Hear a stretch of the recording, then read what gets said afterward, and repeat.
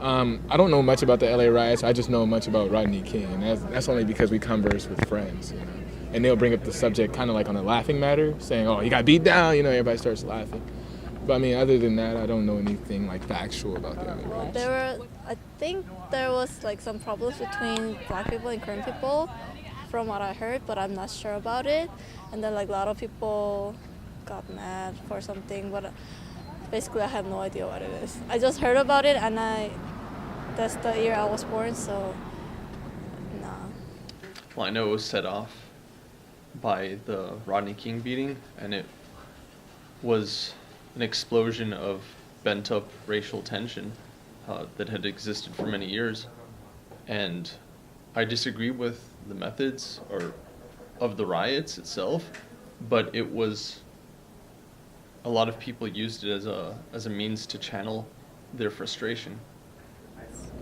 I heard there were some deaths. I don't know for sure if there was any deaths, but I heard people were dying, people were being injured. Of course, Rodney King was beat down almost to death. So, I mean, if I were to guess, I would say yes, there are probably deaths.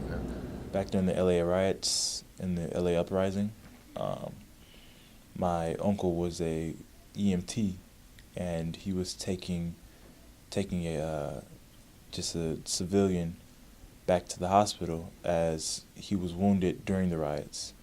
And as he took him to the hospital with his crew, they opened the doors of the ambulance and witnessed that the guy was black.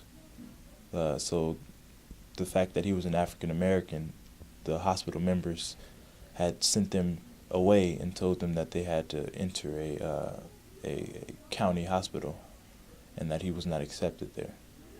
I was actually 8 when it happened, and I just remember watching the news. I just learned about Rodney King. News started going crazy. The riots started. It was basically hell broke loose, and I just remember at home because I used to live on Pico and Norton in K-Town, and I just remember one night. The 99-cent store across the street got burned down. All the stores along Pico, they were being looted. My parents were freaking out. Both of my parents were freaking out. My dad was actually on top of the roof with a garden hose, ready to turn out any fire if they started a fire on our house. My mom packed everything. My mom packed everything in the house that she could walk out with, and I'm just sitting there just freaking out. And the rioters came through our town, burned down the 99-cent store, looted all the stores. They even came through our block and actually flipped over every car on the street that was parked on the street. Luckily, our car was parked in the back in our garage, so it wasn't touched. I was actually, now that I think about it, I was actually surprised they didn't come into anyone's property, but if it was out in public, you're kind of screwed.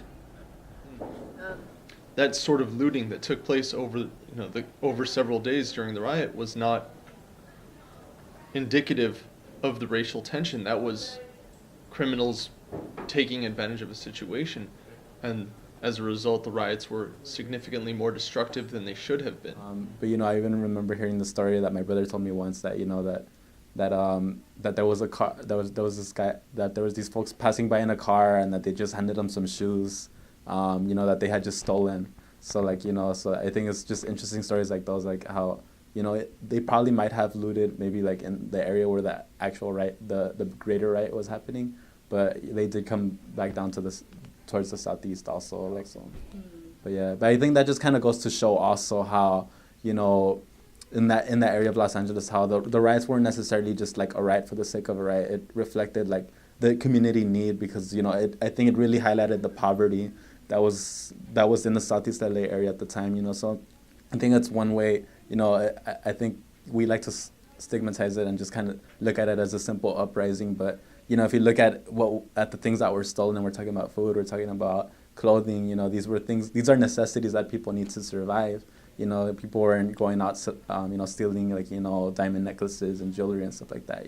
Nothing material. It was all things that they needed. So in addition to the outrage, from that was sparked by the rioting, obviously there was also an economic.